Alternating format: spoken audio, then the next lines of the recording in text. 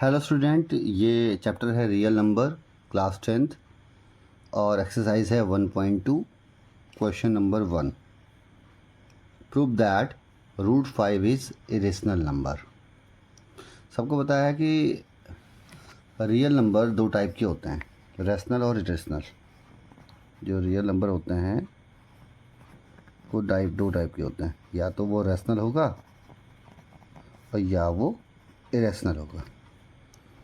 बस इसी कहानी के पीछे हमें ये क्वेश्चन करना है, उल्टा मानना है इसे। ठीक है, प्रूफ करने के दिया है कि रूट 5 एक इरेशनल नंबर है और हमें अपोजिट लेना है, अपोजिट सेंस में। ठीक है, आर्गुमेंट बेस्ड क्वेश्चन है, देखिए कैसे करेंगे इसको। ठीक है, थोड़ा मैथमेटिक्स के सिंपल से लॉजिक हैं, छोटी छोटी थ्योरम्स हैं, उनको सोच के क्वेश्चन करना है। देखो कैसे करेंगे। मानेंगे let root 5 is a rational number. माना रूट 5 एक रैशनल नंबर है।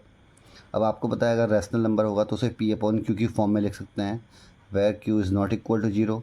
P and Q both are integers, दोनों इंटीजर्स होने चाहिए, and they are co prime number. ये लाइन जरूर लिखनी है, co prime number.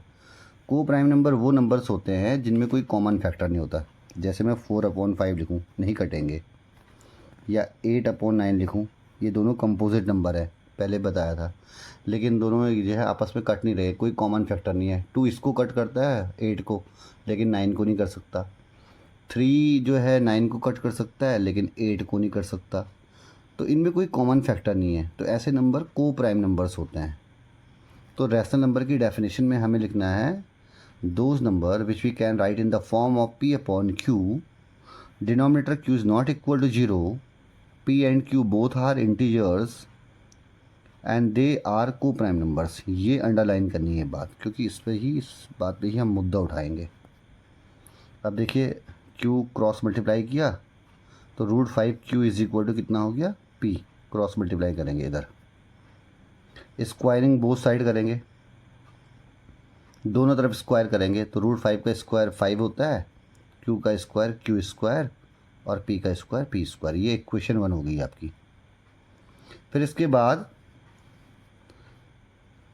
P square इन दोनों के मल्टीप्लाई के बराबर है। जैसे 6 इज इक्वल टू 2 इंटू 3 होता है, तो इसका मतलब 6 2 से भी डिवाइड हो सकता है और 6 3 से भी डिवाइड हो सकता है।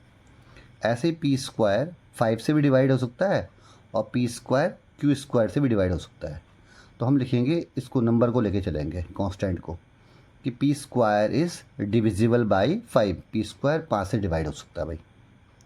अब हमारे पास एक थ्योरम है जिसमें 1.2, वो थ्योरम कहती है कि किसी का स्क्वायर नंबर अगर किसी नंबर से डिवाइड होता है तो वो नंबर भी उससे डिवाइड हो सकता है।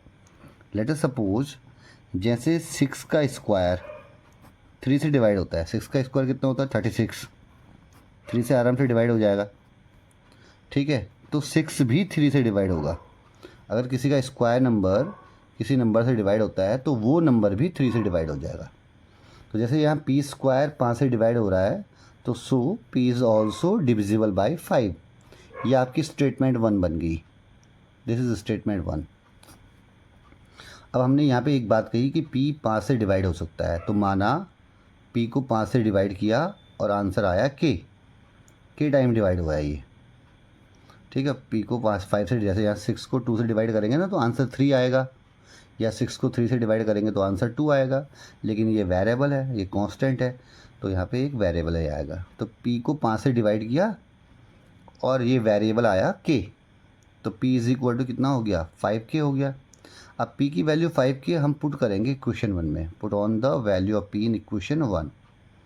तो 5q square is equal to p की जगह पुट कर दिया 5k का होल स्क्वायर।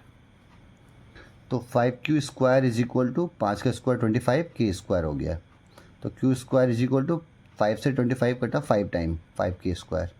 फिर वही कहानी आ गई, q square is divisible by 5। q square के दो फैक्टर है, 5 और k स्क्वायर। तो q square is divisible by 5, so q is also divisible by 5। q square अगर 5 से डिवाइड होता है तो q भी 5 से डिवाइड होगा। स्टेटमेंट 2। अब स्टेटमेंट 1 में कहा गया था कि P 5 से डिवाइड होगा और स्टेटमेंट 2 से पता चला कि Q भी 5 से डिवाइड होगा। तो स्टेटमेंट 1 एंड 2 से P and Q both are divisible by 5। लेकिन हमने तो ये माना था शुरुआत में कि दे आर को प्राइम नंबर, मतलब नो कॉमन फैक्टर्स, उनमें कुछ भी कॉमन नहीं है। और यहाँ तो 5 से डिवाइड हो रहे हैं दोनों, तो ये एक कॉन्ट्राडिक्शन हो गया, मतभेद हो गया, बातों में मतभेद हो गया।